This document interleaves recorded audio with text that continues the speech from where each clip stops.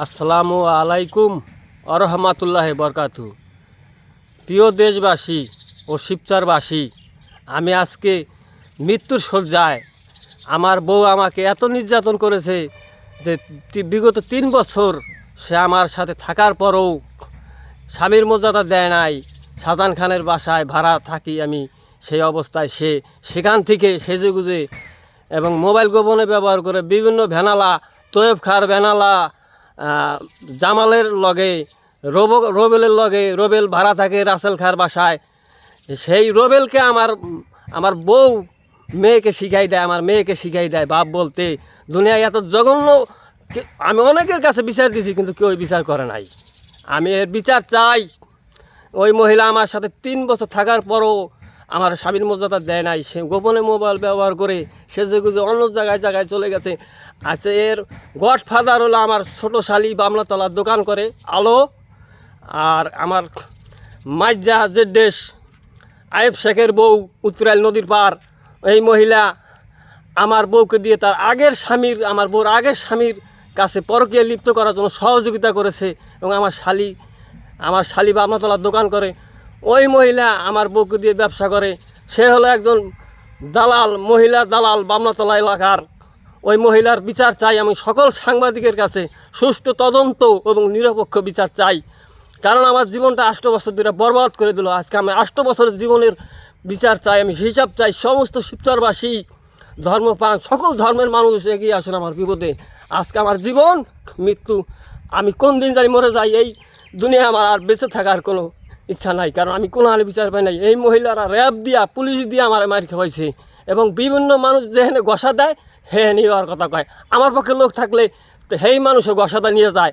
দুনিয়া আমি কোনো আমার বিচার পাই না, কারণ আর র্যাব দিয়া, পুলিশ দিয়ে আমার এত নির্যাতন করছে যে মানুষ, আজকে থানার আশেপাশে কিছু মানুষও ও গসা দিয়ে পক্ষে নিয়ে গেছে গা। ওর একলা বাসা ভাড়া দেয়। রহিম খার বউ, মুক্তার খার মায় কী কারণে একলা বাসা ভাড়া দিল? একজন জঘন্য খারাপ মহিলা যে স্বামীর সাথে থাকে নাই, থাকার পরও 3 বছর শাহজাহান খার বাসায় আমি ভাড়া রয়েছি। সেখানেও আমার সাথে একসাথে থাকার পরও আমার স্বামী মর্যাদা দেয় নাই। এই মহিলা গোপনে আমার তালা মারিয়া, ঘর তালা মেরে থুইয়া, আমার মেয়ে থুইয়া সে অন্য লোকের সাথে গেছে গা, পরকীয়া লিপ্ত হয়েছে। আমি এই বিচার কোনখানেই পাই নাই। শাহজাহান খা বলছে যে এত জঘন্য খারাপ মহিলা, আমি মুরাদ চেয়ারম্যানকে বিচার করছি, তারপরে এই মহিলা এই সমস্ত কামকাজ করে। এই খারাপ মহিলার দরবার আর আমরা করবো না। মোতাহার মেম্বার বামলাতলা, তার কাছেও বলছি।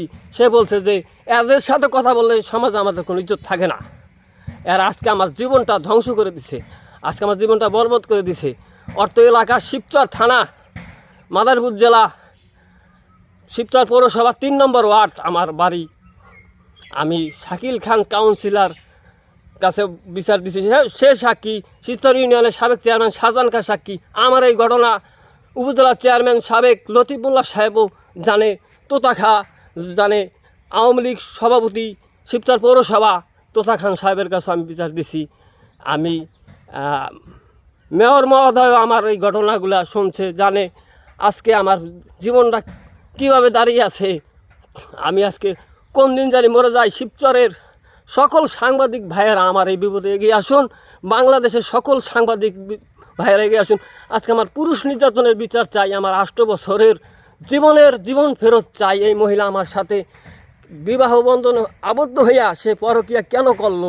গোপনে মোবাইল ব্যবহার করে এবং অনেক দারোগার নম্বর পাওয়া যায়, অনেক লোকের, সমাজের অনেক লোকের নম্বর পাওয়া যায়। আমি এই 8 বছরে 4 বার মোবাইল ধরছি, গোপনে মোবাইল ব্যবহার অনেক নম্বর উদ্ধার করছি। সেই নম্বরগুলো আমার কাছে আছে।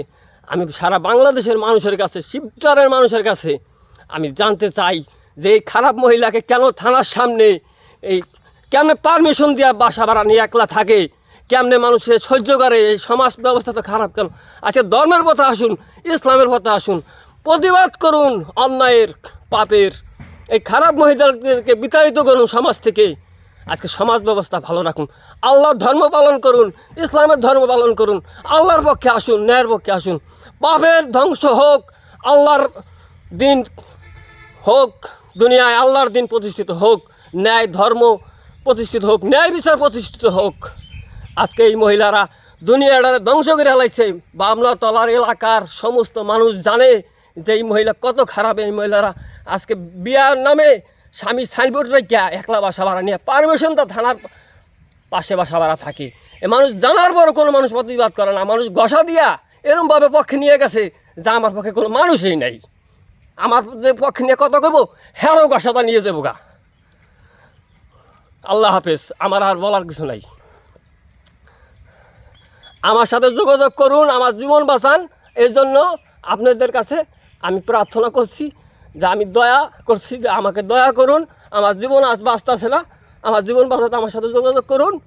আমার নাম্বার দিচ্ছি আপনাদের কাছে, আপনারা অসহায় গরিবের জন্য দয়া করুন। 01777107590।